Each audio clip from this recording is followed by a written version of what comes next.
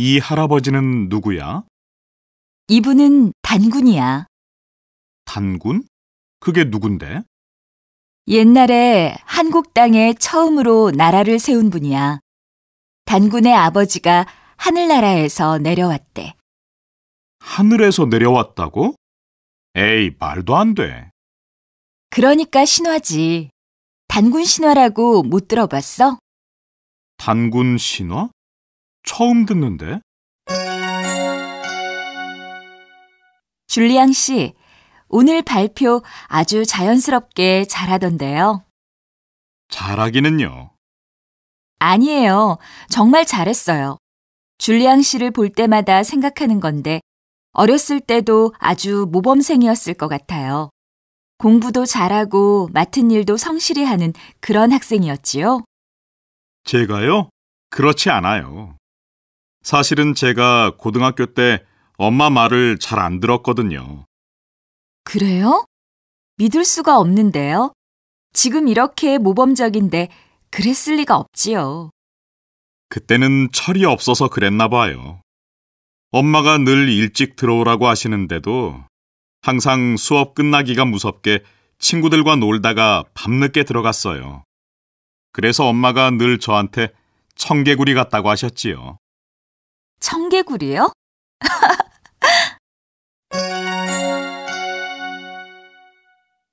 다음은 옛날 이야기에 대한 강연입니다. 잘 듣고 질문에 답하세요. 한국에서는 옛날 이야기를 시작할 때 보통 옛날 호랑이가 담배 피우던 시절에 라고 합니다. 이것은 지금은 생각할 수 없을 정도로 아주 오래된 이야기라는 뜻입니다. 그런 옛날 이야기에는 동물이 많이 나오는데 그중 호랑이는 한국의 옛날 이야기에서 가장 자주 등장하는 동물입니다.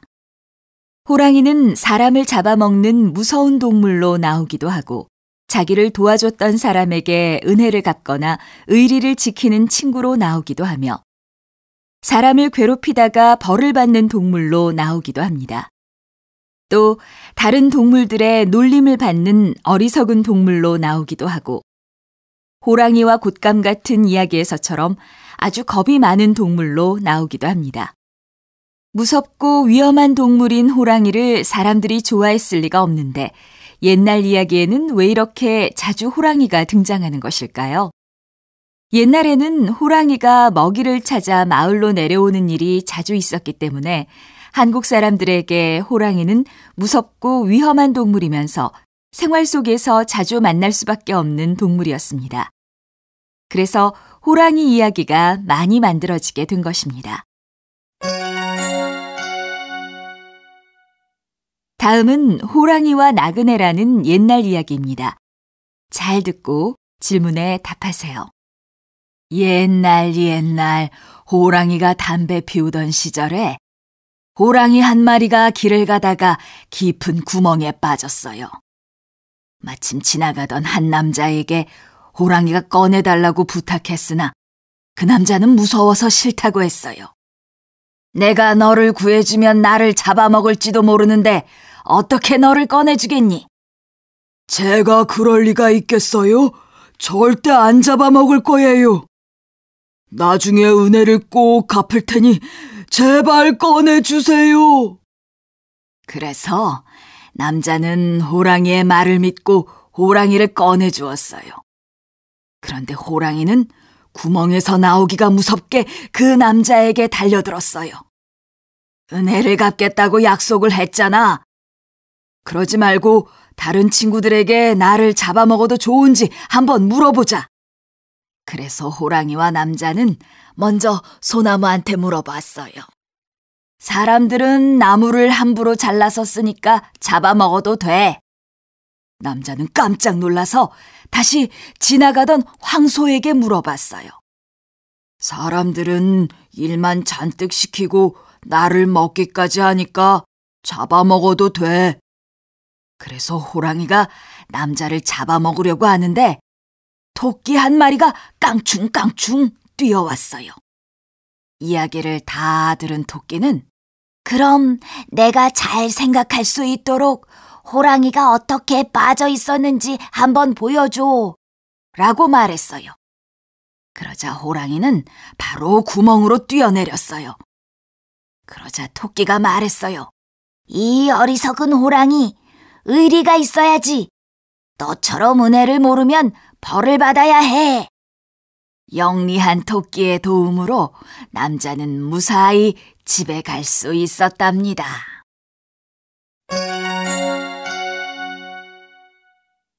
양파 길이가 서로 다르네. 응, 내가 말의 영향에 대한 실험을 좀 하고 있어. 아침마다 왼쪽 양파한테는 짜증나라고 말하고 오른쪽 양파한테는 사랑해라고 말해줬더니 이렇게 다르게 자랐어. 에이, 양파가 어떻게 말을 알아들어? 그냥 서로 다른 양파라서 그런 거 아니야? 아니야. 같은 날 크기가 똑같은 양파로 실험을 시작했어. 그래? 양파한테 말이 이렇게 영향을 준다고?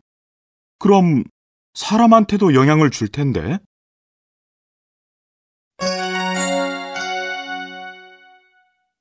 지금 저 사람들이 무슨 말을 하는지 도대체 알아들을 수가 없구나. 아, 저건 정말 좋다는 뜻이에요. 요즘 젊은 사람들은 다 저렇게 줄임말을 쓰더라고요.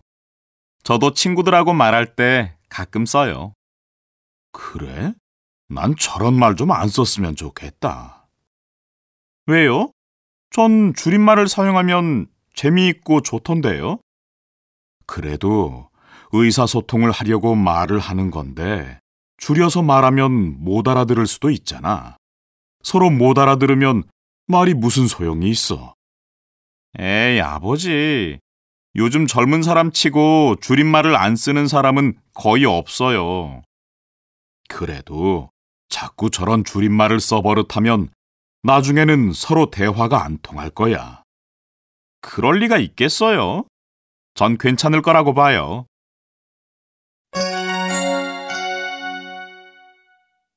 다음은 외국어 사용에 대한 토론입니다. 잘 듣고 맞는 답을 골라보세요. 오늘은 일상생활에서 외국어를 사용하는 것에 대해 토론하고자 합니다.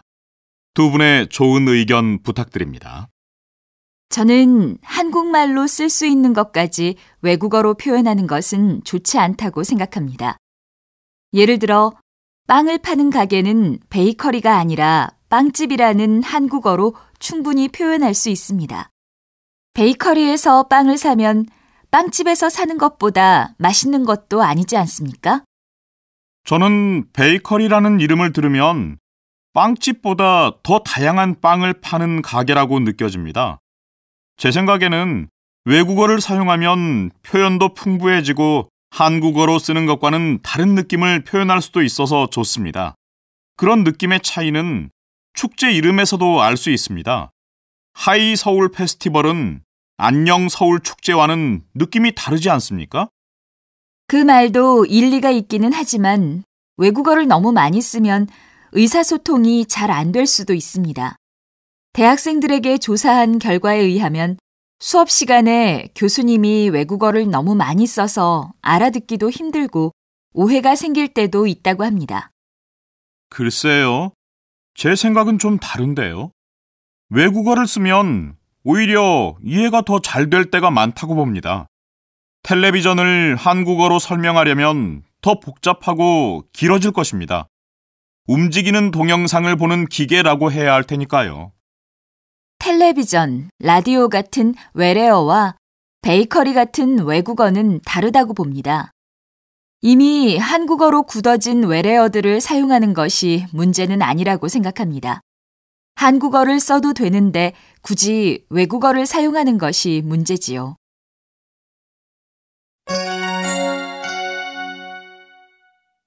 다음은 줄임말 사용에 대한 대화입니다. 잘 듣고 맞는 답을 골라보세요. 어휴, 배고파. 우리 뭐 먹을까요? 전 짬짜면 먹을래요. 짬짜면요? 그게 뭐예요? 짬뽕과 짜장면을 반씩 주는 메뉴예요.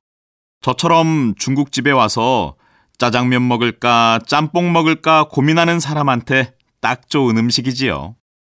그런 이름은 처음 들어봐요. 이름만 들으면 무슨 음식인지 알기 어려울 것 같은데요.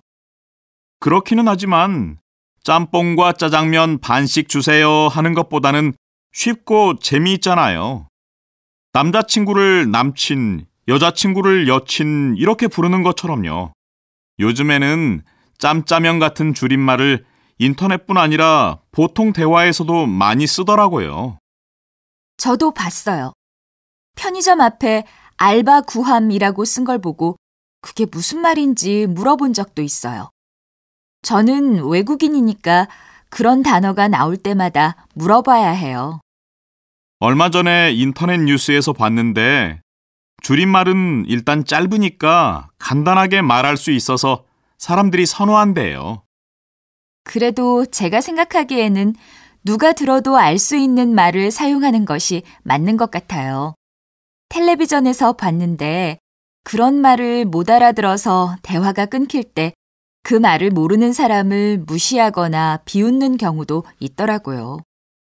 그 말도 맞기는 하지만 저는 그렇게 부정적으로 생각하지는 않아요. 전 오히려 친근한 느낌이 들고 재미있던데요. 줄임말은 젊은 사람들의 새로운 문화라고 생각해요. 하지만 줄일 필요가 없는 말들을 자꾸 짧게 줄였으면 원래의 말은 안 쓰게 되고 계속 이상한 말들이 만들어질 것 같아요. 북극곰이 살 곳이 없어지고 있다는 얘기 들었니? 그게 무슨 말이야? 북극곰은 북극의 얼음 위에서 살잖아. 그런데 그 얼음이 녹고 있어서 북극곰이 살 곳이 없어지고 있대. 그래? 얼음이 녹는 이유가 뭔데? 지구의 온도가 조금씩 높아져서 그렇대. 어떤 학자는 2050년쯤 되면 북극의 얼음이 전부 없어질 거라고 하던데. 그러다가 우리가 살 땅도 없어지는 거 아니야?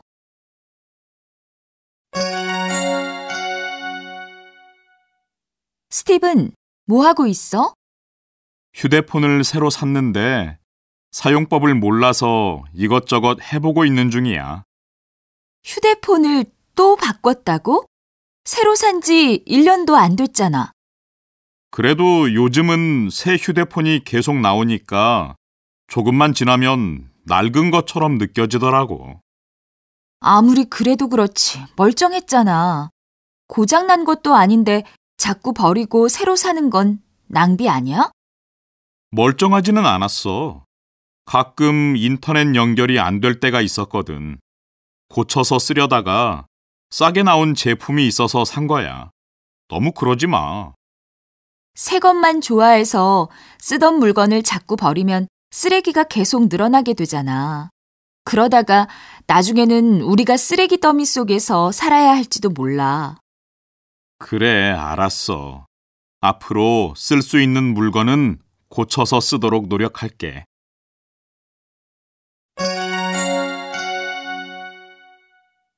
다음은 온천 개발에 대한 뉴스입니다.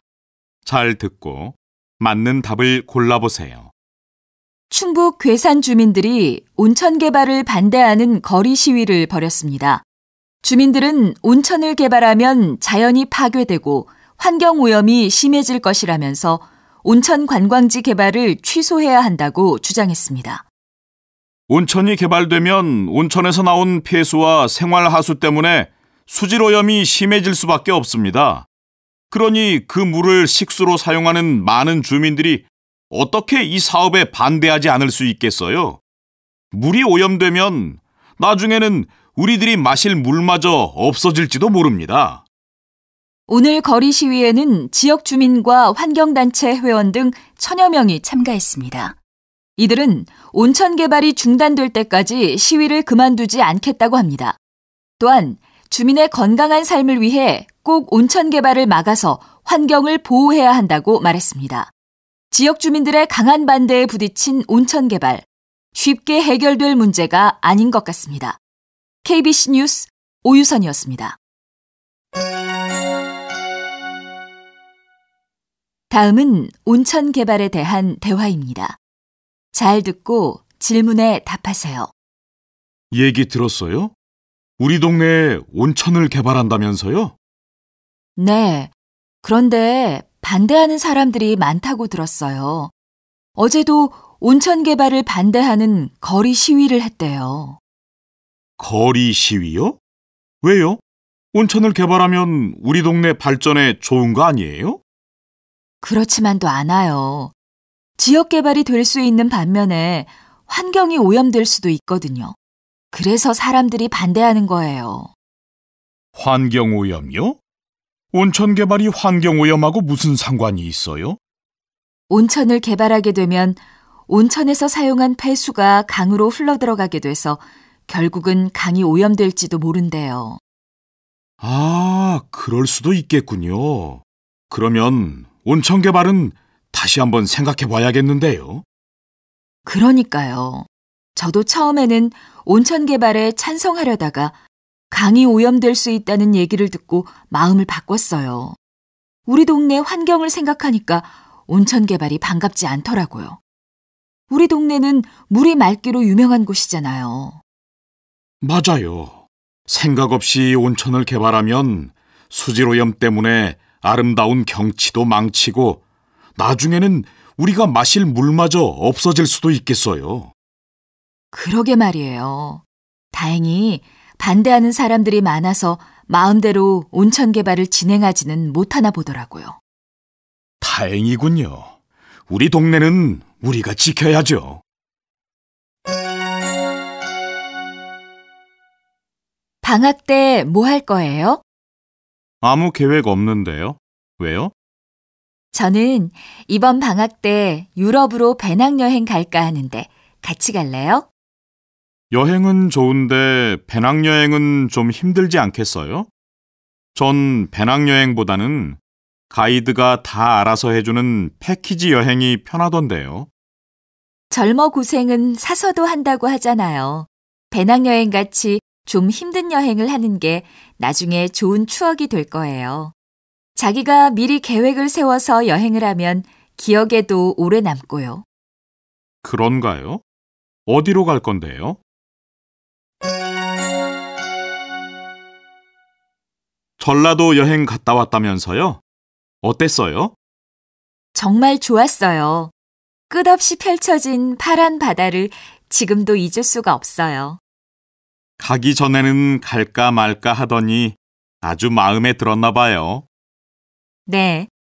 별 기대 없이 친구들을 따라갔는데 산이면 산, 바다면 바다 다 좋더라고요. 전라도 경치에 완전히 반한 모양이네요. 거기까지 간 김에 청산도에도 가보지 그랬어요? 안 그래도 청산도에 갔어요. 봄이라서 꽃이 활짝 피고 꽃잎이 바람에 날려서 영화의 주인공이 된 것 같았어요. 와, 말만 들어도 기분이 상쾌해지는데요. 그렇죠? 높은 빌딩이 줄지어 서 있는 도시와는 또 다른 풍경이었어요.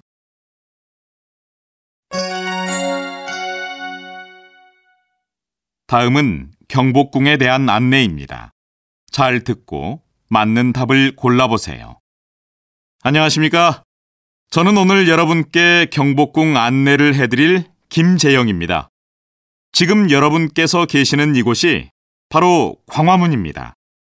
광화문은 오늘 여러분이 보실 경복궁의 정문입니다. 자, 이제 광화문 뒤에 있는 문을 지나서 돌다리를 건너가겠습니다. 이쪽으로 오십시오. 돌다리 양옆을 보면 돌 짐승이 모두 4마리 조각되어 있는데 이 짐승들은 철록이라는 전설 속의 짐승입니다. 이 철록들은 자세도 매우 생동감 있고 눈의 표정도 살아있는 듯합니다. 그런데 이 중에서 좀 다른 모습을 한 철록을 한번 찾아보세요. 찾으셨나요? 저기에 있는 한 마리는 다른 철록들과 달리 메롱하는 것처럼 혀를 내밀고 있지요. 궁궐의 분위기와 달리 귀엽고 재미있게 표현했습니다. 다음은 근정전으로 가겠습니다. 근정전은 나라의 큰 행사를 하던 곳입니다.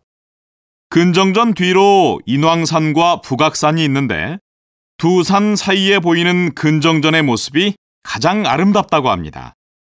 근정전의 천장에 조각되어 있는 용이 보이십니까? 저 용은 발가락이 7개라서 칠조룡이라고 불립니다. 용의 발가락을 한번 세어보세요. 다음은 여행지에서의 대화입니다. 잘 듣고 질문에 답하세요. 어떡하지? 오늘 고궁박물관이 쉬는 날이었네. 월요일마다 쉬는 줄 몰랐어. 그래? 아쉽지만 할 수 없지 뭐. 다음에 다시 와야겠네. 미리 알아보고 올 걸 그랬다. 미안해. 그래도 여기까지 왔는데 온 김에 인사동에 가서 맛있는 거 먹고 가자. 그렇지 않아도 배고팠는데. 오빠, 인사동은 여기서 멀어? 아니야. 지도를 보니까 바로 옆인데 10분 정도만 걸어가면 될 것 같아. 인사동에 맛집 알고 있는 데 있어? 그럼 내가 누구냐? 다 알아놨지. 한정식을 잘하는 식당이 있는데 거기 가자. 가이드북에서 봤는데 분위기면 분위기, 음식 맛이면 음식 맛 모두 다 최고래. 둘이 먹다 하나가 죽어도 모를 정도라던데. 그럼 빨리 가자. 점심시간인데 많이 안 기다렸으면 좋겠다.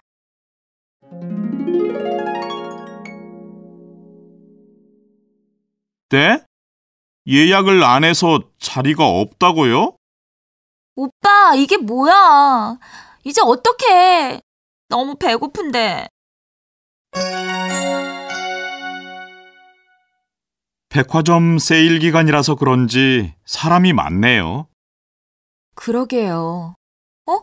이 옷도 세일하네요. 예전부터 사고 싶었던 옷인데. 잘 됐네요. 세일하면 얼마예요? 이 옷이 원래 12만 원인데 15% 할인이니까 얼마나 할인되는 거지요? 16,000원 싸지는 건가요? 그런가? 어디 12만 원에 15%면 아닌데요? 18,000원이잖아요. 아, 그래요? 아이고, 제가 숫자에 좀 약해서요. 다음 달에 버스 요금이 8.5%나 인상될 거라는데요. 8.5%요? 그럼 얼마가 인상되는 거예요? 거리에 따라 요금이 다르기는 하지만 한 170원 정도 오르나 봐요. 꽤 많이 오르는데요? 매일 버스를 2번 타니까 한 달이면 10,000원이 더 들겠어요. 그러니까요. 요즘 환율이 떨어져서 생활비도 모자라는데 걱정이에요. 그런데 버스 요금은 왜 자꾸 오른대요? 물가가 인상된 데다가 최근에는 기름값까지 올라서 버스 회사들도 사정이 안 좋은가 봐요. 버스 요금이 오른다고 버스를 안 탈 수도 없고 걱정이네요. 자전거라도 사서 타고 다닐까요? 자전거 값도 만만치 않을 텐데요. 그냥 좀 씀씀이를 줄이고 아껴 쓰는 수밖에 없어요. 다음은 한국 문화에 대한 설문조사 결과입니다. 잘 듣고 맞는 답을 골라보세요. 외국인들에게 가장 인상 깊은 한국 문화는 무엇일까요? 일반적인 예상과 달리 빠른 인터넷 속도라는 대답이 1위를 차지했다고 합니다. 윤영인 기자의 보도입니다. 지난달 한국 여행사에서 한국에 온 외국인 관광객 387명을 대상으로 설문조사를 실시했습니다. 가장 인상 깊은 한국 문화가 뭐냐는 질문에 45%의 응답자가 빠른 인터넷 속도라고 대답했습니다. 한국의 인터넷은 속도가 빠른 데다가 가격도 싸기 때문에 외국인들이 좋아한다고 합니다. 다음으로 응답자의 23%는 24시간 음식 배달을 꼽았습니다. 치킨이면 치킨, 떡볶이면 떡볶이. 원하는 음식은 무엇이든지 시킬 수 있고, 밤 12시가 넘은 늦은 시간에도 배달해 주는 것을 보고 깜짝 놀란다고 합니다. 존댓말을 쓰고 자리를 양보하는 행동 등 우더른을 공경하는 것이라는 응답은 15%였고, 역사적인 문화재가 인상 깊다는 대답은 5%에 불과했습니다. 한국을 찾은 대부분의 외국인들이 한국의 전통 문화보다는 현대적인 생활 문화에 더 깊은 인상을 받는 셈입니다. 다음은 그림에 대한 대화입니다. 잘 듣고 질문에 답하세요. 지금 뭐 하고 있어요? 제가 요즘 그림을 배우기 시작했는데 사람을 그려오라는 숙제가 있어서요. 그런데 제가 그린 사람이 좀 이상하지 않아요? 왜 그럴까요? 어디 봐요. 전체적으로 비율이 좀 안 맞는 것 같은데요? 비율이요? 무슨 비율이요? 사람이 눈으로 봤을 때 가장 아름답고 안정적인 비율이 있거든요. 그래요? 그런 게 있는 줄 몰랐어요. 그러면 사람을 그 비율에 맞게 그리면 아름다워 보인다는 말이에요? 네, 맞아요. 흔히 우리가 말하는 미인, 미남형의 얼굴이나 신체 구조도 이 비율에 가까운 것으로 나타낸대요. 우리 눈이 계산하지 않고도 아름다운 비율을 찾아내는 셈이죠. 그렇군요. 흥미롭네요. 그런데 그 비율이 어떻게 돼요? 1대 1.6이에요. 머리부터 배꼽까지의 길이와 배꼽 아래의 길이의 비율이 1대 1.6이면 제일 보기 좋대요. 얼굴은 입술의 길이와 양 눈의 길이가 1대 1.6이 되면 좋고요. 신기하네요. 그럼 제 그림에서는 도대체 뭐가 문제일까요? 일단 몸에 비해서 다리 길이가 좀 짧은 것 같아요. 얼굴에서는 눈의 길이가 좀 긴데다가 위치도 이상한 것 같고요. 고마워요. 그런데 저도 한번 몸하고 얼굴 길이를 재봐야겠어요. 제가 미남형인지 아닌지 알아보고 싶어요. 뭐라고요? 그걸 꼭 재봐야 아나요? 오랜만에 바람 쐬러 나오니까 좋다. 날씨도 좋네. 그래, 넓은 들판을 보니까 마음이 편해진다. 맞아. 그런데 이 풀은 뭐지? 귀엽게 생겼는데? 아, 그거? 강아지 풀이야. 강아지 풀? 강아지 꼬리처럼 생겨서 강아지 풀이라고 부르는 거래. 이름 정말 잘 지었다. 식물 이름에 동물 이름을 사용하다니 재미있는걸? 스티븐, 잠깐 할 말이 있는데. 왜? 무슨 얘긴데? 그게 말이야. 우리 집에서 강아지를 키우면 어떨까? 고향에 돌아가는 친구가 있는데 키우던 강아지 때문에 고민을 하더라고. 뭐? 우리 집에서 강아지를 키우겠다고? 안 될까? 집에 돌아왔을 때 강아지가 반갑게 맞아주면 기분 좋을 것 같은데. 그건 좀 그런데.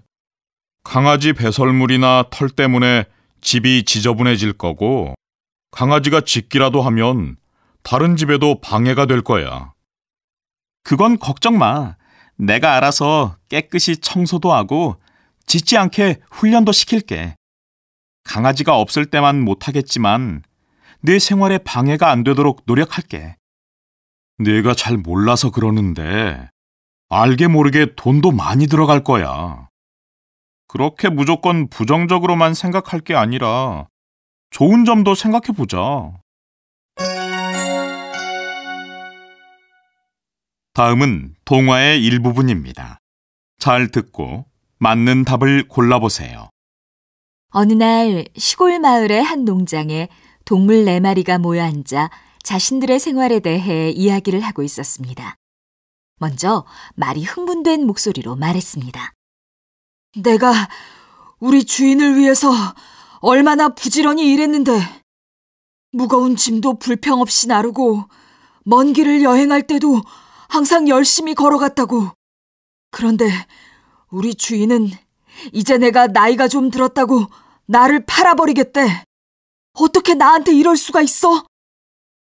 그 얘기를 듣고 소가 슬픈 목소리로 말했습니다. 그래도 사람들이 널 잡아먹지는 않잖아. 난 평생 열심히 일을 하다가 사람들의 밥상에 올라가게 돼. 얼마 전에도 내 친구가 사람들한테 잡아먹혔어. 너무 슬퍼. 이번에는 닭이 화가 난 목소리로 말했습니다. 난 이렇게 좁은 닭장 안에 갇혀서 매일 알을 낳아야 해. 사람들은 달걀이 맛있다고 좋아하지만 나도 엄마가 돼서 병아리를 한번 키워보고 싶어. 사람들은 강아지를 예뻐하니까 좋겠다. 닭의 말을 듣고 개가 힘없이 말했습니다. 그렇지도 않아. 물론 난 너희처럼 무거운 짐을 드는 힘든 일을 하거나 알을 낳지는 않아. 그렇지만 나는 마음대로 내 목소리를 낼 수도 없어. 주인이 짖으라고 하면 짖고 조용히 하라고 하면 조용히 해야 돼. 얼마 전에는 나한테 사람들이 입는 이상한 옷을 입혔어. 불편해도 주인이 기뻐하니까 참았지만 내가 장난감만도 못한 것 같아서 하루 종일 속상했다고. 우리 이렇게 불평만 할 게 아니라 우리 생각을 주인한테 가서 이야기하자. 그래, 그러자. 다음은 맹인 안내견에 대한 토론의 일부분입니다. 잘 듣고 질문에 답하세요. 오늘 토론의 주제는 시각장애인에게 안내견은 꼭 필요한가입니다. 서로 다른 의견을 가진 두 분이 토론을 하게 되었는데요. 먼저 양쪽의 주장을 들어보도록 하겠습니다. 저는 맹인 안내견이 꼭 필요하다고 생각하는 입장입니다. 외로운 시각장애인들에게 24시간 옆에 있으면서 눈과 발이 되고 평생의 친구로 지낼 수 있는 안내견 제도는 시각장애인과 맹인 안내견 서로에게 아주 아름다운 제도라고 생각합니다. 맹인 안내견 제도는 그렇게 쉽게 생각할 문제가 아닙니다. 맹인 안내견이 그 역할을 하기 위해서 얼마나 힘든 훈련을 받는지 아십니까? 훈련을 받고 나면 마음대로 짖거나 뛸 수도 없고 먹을 것이 앞에 있어도 먹을 수 없습니다.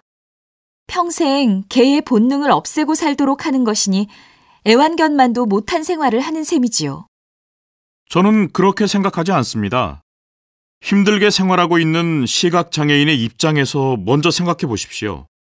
이런 안내견이 있어야 시각장애인들이 자유롭게 산책도 하며 보통 사람들과 거의 같은 생활을 할 수 있습니다. 지금도 모든 시각장애인이 맹인 안내견과 함께 생활하는 것은 아닙니다. 많은 사회봉사단체와 정부기관을 통해서 외출 도우미와 같은 여러 가지 도움도 받을 수 있습니다. 따라서 개에게 많은 고통을 주는 맹인 안내견 제도는 다시 한번 생각해 봐야 한다고 봅니다. 과학 퀴즈쇼를 하네? 재미있겠다. 같이 보자. 뭐? 과학 퀴즈라고? 아휴, 싫어. 왜 그래? 재미있을 것 같은데. 난 과학에 과만 들어도 골치가 아파.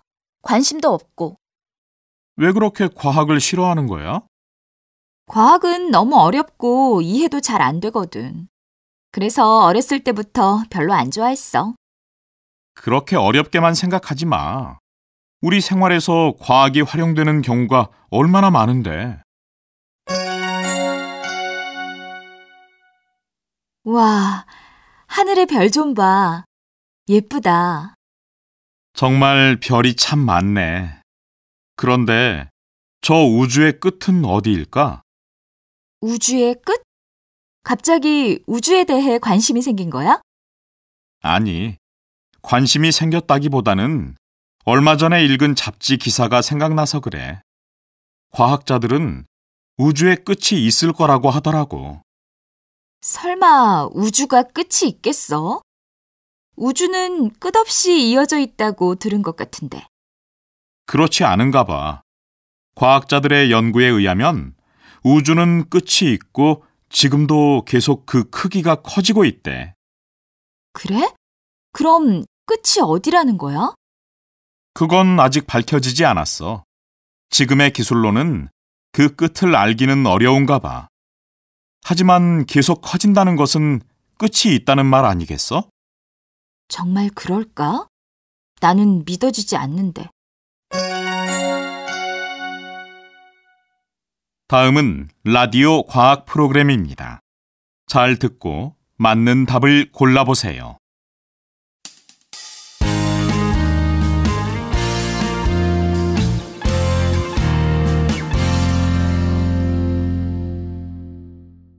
우리 생활에서 찾을 수 있는 과학 상식을 소개해드리는 하루 한 가지 과학 시간입니다.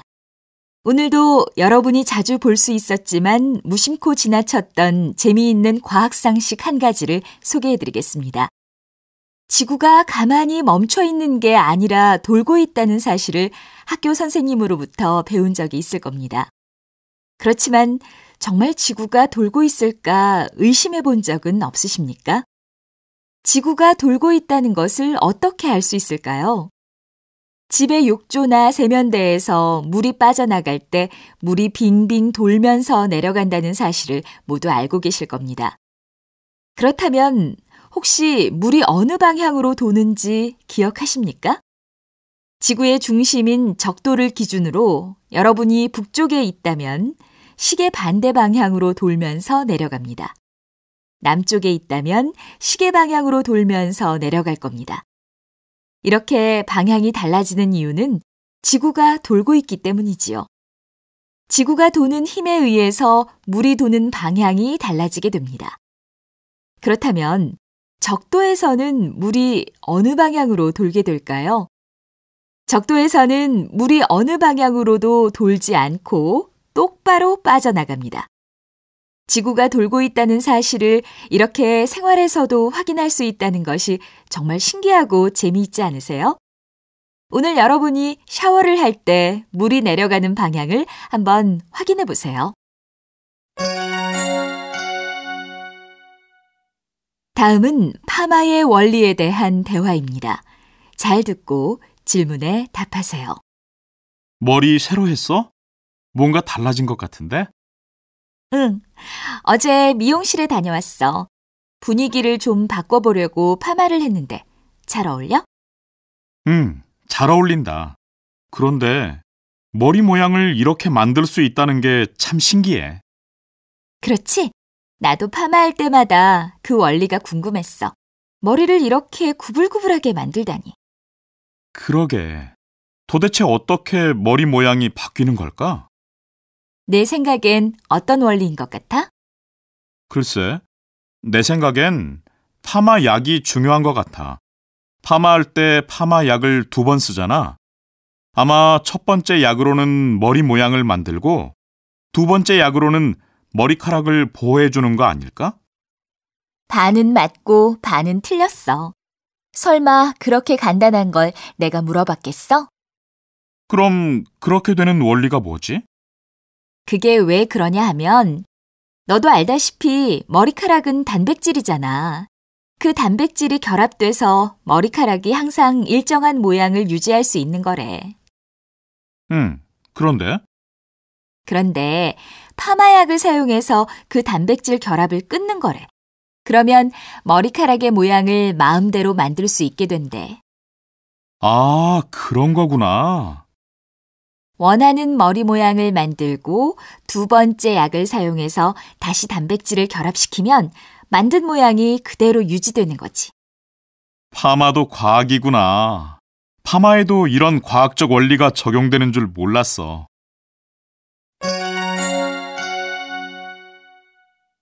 이쪽은 내 친구 박상민이고 여기는 내 대학 후배 김소연이야. 안녕하세요. 김소연이라고 합니다. 안녕하세요. 혹시 서울중학교 다니지 않으셨어요? 네, 그런데요. 1학년 3반 박상민? 그래. 나야, 나. 야, 진짜 반갑다. 어떻게 소개팅에서 만나냐? 그래, 세상 참 좁다. 서로 아는 사이야? 정호야, 오랜만이다. 우리 졸업하고 몇 년 만이지? 거의 10년 만일걸. 벌써 시간이 그렇게 지났나? 정말 세월이 빠르다. 그러게 말이야. 넌 하나도 안 변했네. 그동안 잘 지냈지? 그냥 회사 다니고 가끔 친구도 만나고 늘 비슷하지 뭐. 너는 요즘 뭐하고 지내? 회사 그만두고 작은 사업을 하고 있는데 내 적성에 맞아서 잘했다 싶어. 잘 됐네. 너 학교 다닐 때부터 사업가가 되고 싶다고 했잖아. 그런 걸 다 기억하고 있었어? 역시 넌 기억력이 좋구나. 하긴 예전에도 친구들 전화번호나 생일을 다 기억하고 있어서 친구들이 너한테 물어보곤 했지. 지금은 예전만 못해. 이제는 가끔 중요한 일도 잊어버리곤 해.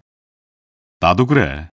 그런데 이렇게 만나서 이야기하다 보니까 다시 고등학교 때로 돌아간 것 같다. 다음은 졸업 소감입니다. 잘 듣고 맞는 답을 골라보세요. 저는 지금으로부터 1년 전 서울대학교에서 입학 허가 메일이 도착했을 때를 잊을 수가 없습니다. 어머니께서는 저보다 더 기뻐하시면서 축하해 주셨지요. 저는 걱정 반 기대 반으로 한국으로 오는 비행기를 탔습니다. 한국에 처음 도착했던 날의 기억이 아직도 생생합니다. 새로운 생활에 대한 자신감도 부족했는데 날씨마저 추워서 발걸음이 더욱 무거웠습니다. 학교로 가는 길에도 걱정은 끝이 없었습니다. 과연 외국 생활에 적응할 수 있을까? 내가 공부를 잘할 수 있을까? 다른 나라에서 온 친구들과 어울릴 수 있을까? 수없이 많은 생각들이 머릿속을 맴돌았습니다. 하지만 수업이 시작되자 따뜻한 미소로 대해주시던 선생님 덕분에 긴장을 풀 수 있었습니다. 게다가 다른 친구들과 이런저런 대화를 나누다 보니 다들 나처럼 걱정하고 있다는 것을 알게 되어 마음이 놓였습니다. 우리는 같이 공부하고 모르는 것이 있으면 도와주고 쉬는 날에는 여행도 가고 스트레스 받는 일이 있으면 같이 노래방에서 미친 듯이 노래도 하곤 했지요. 이런 친구들이 없었더라면 아마 저는 중간에 포기하고 고향으로 돌아갔을지도 모릅니다. 이렇게 좋은 친구들과 다정한 선생님들과 헤어져야 할 시간이 되었다고 생각하니 많이 아쉽습니다. 옷깃만 스쳐도 인연이라는 말이 있습니다. 그러니 한국어를 배우면서 만나게 된 선생님과 친구들, 이 인연들이 얼마나 소중한지 모릅니다. 친구들아, 사랑해. 그리고 선생님, 정말 감사합니다.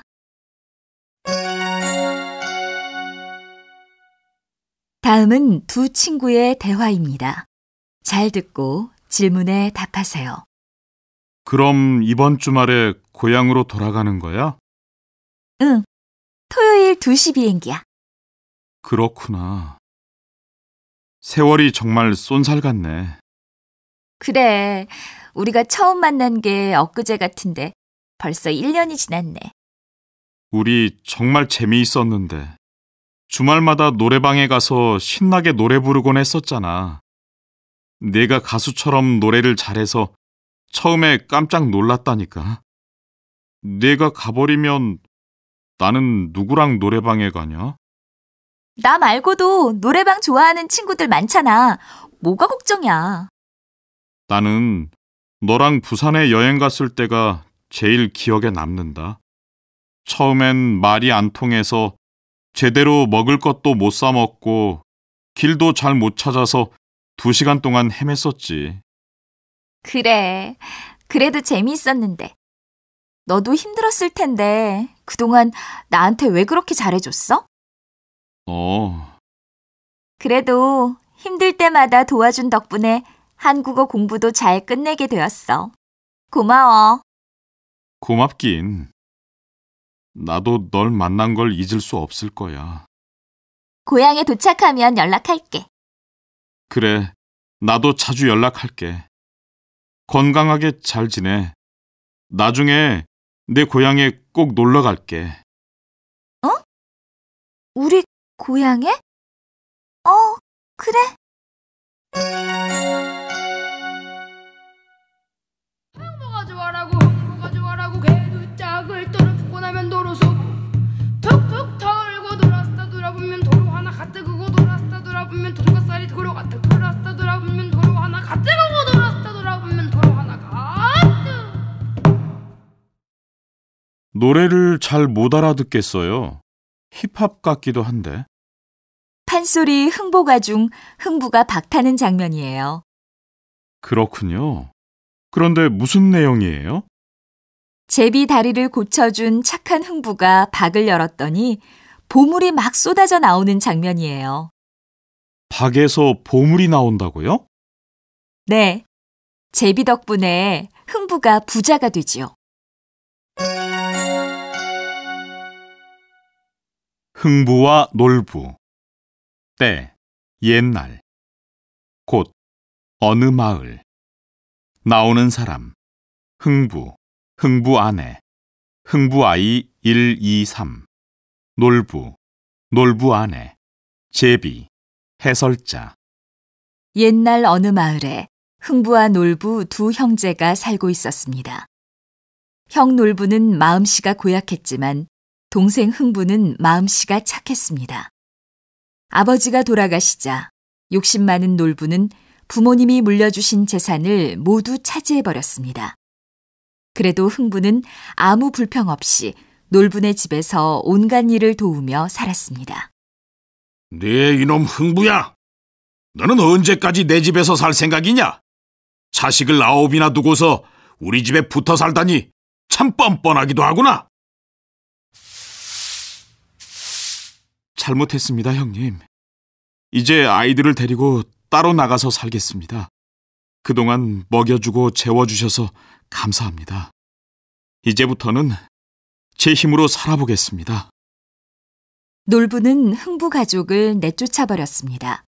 흥부는 가족들을 데리고 집을 나와 산 아래 오두막집을 짓고 살게 되었습니다. 아버지, 배가 고파요. 쌀밥 좀 실컷 먹어봤으면. 뜨끈뜨끈한 국에 밥 좀 말아 먹어봤으면. 배가 고파 죽겠어요. 밥은 그만두고 이 자루 같은 옷이나 좀 벗었으면. 서로 딱 붙어있으니 답답해 죽을 것 같아요. 여보, 아이들이 배가 고파서 저렇게 졸라대니 형님 댁에 가서 먹을 것 좀 얻어와야겠어요. 가지 마세요. 또 야단만 맞을 거예요. 걱정 말아요. 설마 형님이 동생을 모른 척 하겠어요? 내가 얼른 다녀올게요. 그래서 흥부는 놀부 집을 찾아갔습니다. 형님, 아이들이 배가 고파 그러니 먹을 것 좀 주세요. 나중에 꼭 갚겠습니다. 뭐? 먹을 것을 달라고? 먹을 게 없으면 부지런히 일을 할 생각을 해야지. 아이고, 형님, 왜 이러십니까? 애들이 배고프다고 하도 졸라대서 왔습니다. 제발 먹을 것 좀 주세요. 아니, 여기가 어디라고 와서 먹을 걸 달라고 해요? 아이고, 형수님, 고맙습니다. 우리 형수님은 마음도 넓으시지요. 괜찮으시면 그 주걱으로 이 오른쪽 뺨도 좀 때려주세요. 우리 아이들도 좀 먹이게요. 뭐라고요? 얼른 이 집에서 나가지 못해요? 지금까지 살면서 먹여준 밥만 해도 어딘데 고마운 줄은 모르고 또 도와달라는 거예요? 흥부는 할 수 없이 쫓겨나서 터덜터덜 집으로 돌아왔습니다. 얼마 후 추운 겨울이 지나고 따뜻한 봄이 왔습니다. 흥부네 집 처마에는 제비들이 찾아와 집을 짓고 살고 있었습니다. 치지베베, 치지베베. 아버지, 얼른 와보세요. 제비가 뱀을 피하려다가 떨어져서 다쳤어요. 아이고 저런. 다리가 부러졌나 보구나. 걱정 마라. 내가 얼른 낫게 해줄 테니. 자, 약을 바르고 헝겊으로 잘 묶어주었으니 이제 괜찮을 거다. 찌찌베베, 찌찌베베. 그래, 얼른 나아라. 여름이 지나고 가을이 되어 제비는 훨훨 날아 고향으로 돌아갔습니다. 그리고 다음 해 봄, 제비가 다시 흥분의 집을 찾아왔습니다. 찌찌베베, 찌찌베베. 아버지, 제비가 돌아왔어요. 작년에 다리를 다쳤던 제비인가 봐요. 정말 아직도 다리에 헝겊이 묶여있네. 그런데 입에 뭘 물고 있는데? 찌찌베베, 찌찌베베. 아니, 이건 박씨잖아. 정말 박씨네요? 먹을 것도 없는데 얼른 심어봅시다. 흥부와 아내는 정성스럽게 박씨를 땅에 심었습니다. 그런데 흥부와 아내가 박씨를 심자마자 신기한 일이 벌어졌습니다. 지붕 위에 둥근 박이 주렁주렁 열린 것입니다. 아니, 이럴 수가. 벌써 싹이 나오는데요? 아니, 벌써 꽃이 피잖아요. 벌써 박이 3통이나 열렸어요. 배가 고프다고 아이들이 계속 졸라댔는데 이 박을 잘라서 죽을 끓여 먹이면 되겠어요. 얘들아, 톱을 가져와라. 네, 아버지. 슬근슬근 톱질하세. 슬근슬근 톱질하세. 아니, 이게 웬 보물이야? 그러게요. 이게 무슨 일이에요? 여보, 그럴 게 아니라 다른 박도 한번 잘라봅시다. 슬근슬근 톱질하세. 슬근슬근 톱질하세. 아니, 이게 웬 돈이야? 엄마, 여기 돈 좀 봐요. 우리는 이제 부자예요. 나머지 박도 잘라봐요. 슬근슬근 톱질하세. 슬근슬근 톱질하세. 아니, 이건 비단이잖아. 놀랍게도 흥분의 가족이 박을 자를 때마다 보물이며 돈이며 온갖 귀한 물건이 계속 쏟아져 나왔습니다. 그래서 흥분에는 하루아침에 부자가 되었습니다. 이 소식을 듣고 욕심 많은 놀부가 한 걸음에 달려왔습니다. 흥부야, 이리 나와봐라. 형님이 왔다.